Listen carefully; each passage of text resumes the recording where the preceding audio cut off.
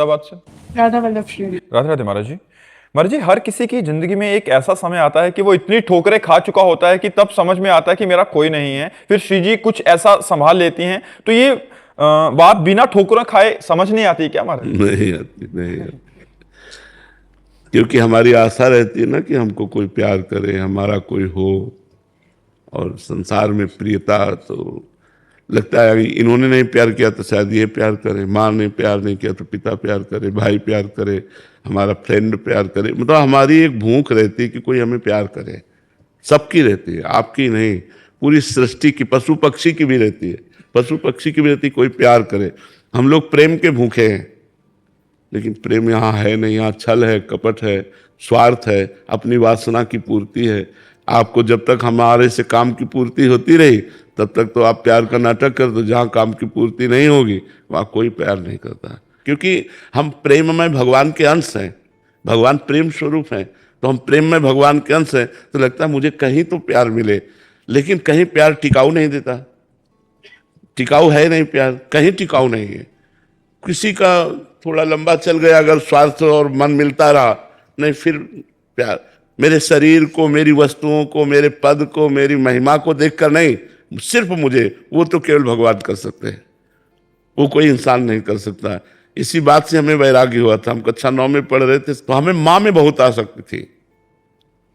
और जब हम स्कूल से आते और माँ आके झोला उतारती तो हमारे आग लग जाती है, मरेगी यार, फिर कैसे रह पाऊंगा, माँ मरेगी, पिताजी मरेंगे यार, मरण धर्मा शरीर मेरा कौन है, फिर कौन। बस सोचते सोचते दिमाग में बस यह है कि भगवान। बस हाई स्कूल में फार्म नहीं भरा और भाग पड़े भगवान की खोज में।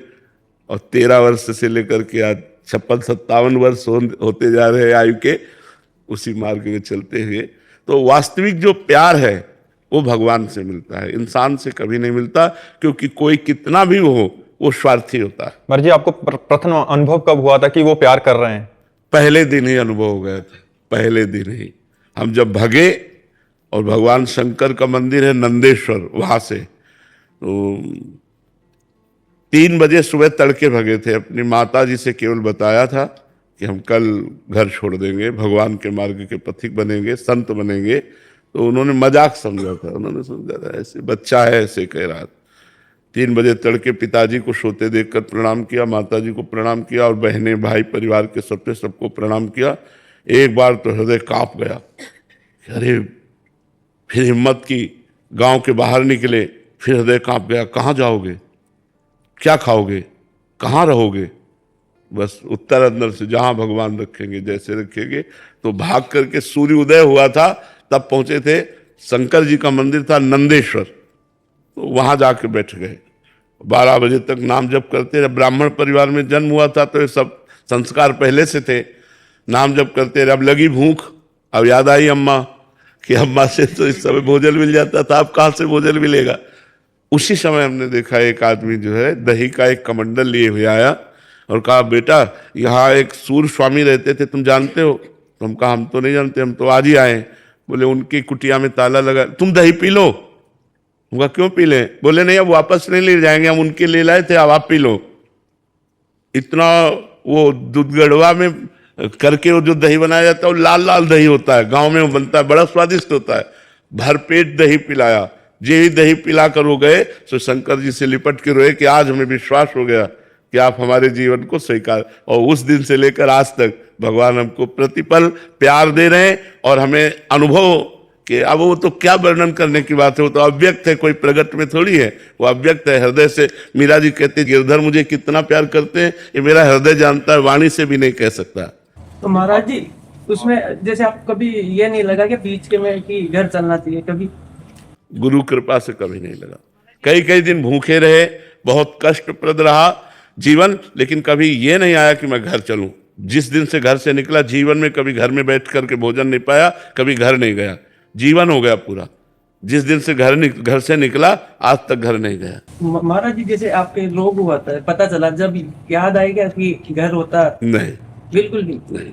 ये सहन शक्ति हमें कैसे आएगी? हमारा भगवान की कृपा से। अच्छा क्या है कि हमारे जीवन का ज्यादा, अब जैसे 13 वर्ष की अवस्था है, 13 में 8 वर्ष तो एकदम भोलापन में चला गया, मतलब समझे में नहीं आया। थोड़ा थोड़ा जो कुछ अपना परिचय समझ में आया संसार का, उस समय हम निकल पड़े। तो हमें ज़्यादा संसार का आकर्षण लगा नहीं, क्योंकि 13 वर्ष की अवस्था से घर से निकल, हमारा किसी से लगाव नहीं था, माँ से ज़्यादा किसी का लगाव नहीं था, माँ में ही था। वो भगवान ने कृपा करके छुड़वा दिया, तो फिर सबसे छूट गया। और फिर हमें नहीं आया कि घर चलें, कभी नहीं आया कि घर चलें। माँ बाप ने भी नहीं पूछा आपको? माँ बाप ने खोजा नहीं आपको? हाँ नहीं, खोजा था। पहली बार जो माँ मिली थी, बहुत वो भजन करने वाली थी, तो ये सूचना आई कि तुम्हारी माँ आ रही मिलने। तो हम पहले भाग कर ठाकुर जी के मंदिर में गए, उनसे प्रार्थना की कि मेरी सामर्थ्य नहीं है, इस मोहरे से लड़ पाना मेरी सामर्थ्य नहीं, क्योंकि उनकी आंसुओं से बात होती है, तो वो मेरी सामर्थ्य नहीं है। तो हमने ठाकुर जी से प्रार्थना की कि मुझे सामर्थ्य दीजिए कि मैं अपनी माँ से बात कर सकूं। तो जो ही दूर से देखा उन्होंने हमें, तो दौड़कर गले लगाया। अब वो उनका तो मतलब माँ का एक प्रेम होता है, तो अब हम भी शिथिल हो गए, मतलब तो उनका चलो घर चलो। कृपा करें हमें भी एक मोह से छुड़ाए। हाँ, भगवान ही छुड़ाते। तो हमने अपनी माँ से फिर कठोर वचन बोले, तो आप विचार कीजिए, मैं सतमार्ग में चल रहा हूँ, आप मुझे आशीर्वाद दीजिए, आप जानती हैं कि ये सही मार्ग है। तो उनका जाओ, आज के बाद मैं कभी तुम्हारे सामने नहीं आऊंगी और भगवान तुम्हारी रक्षा करें। और बस फिर इसके बाद वो पधार गई, लेकिन कभी वो हमारे सामने नहीं आई, कभी उन्होंने ऐसा। पर उनको सदगति प्राप्त हुई। जिस दिन हमारी माँ का शरीर छूटा, तो हमारे स्वप्न में आई, पूरा श्रृंगार किए हुए, और कहा बेटा हम आ गई। तो पता चला माँ पधार करके सीधे हमारे पास आई थी, अर्थात उनका परम गति हुई। अब जिनके लड़के भगवान के मार्ग में, उनके तो परम गति होगी ही, उनका परम गति।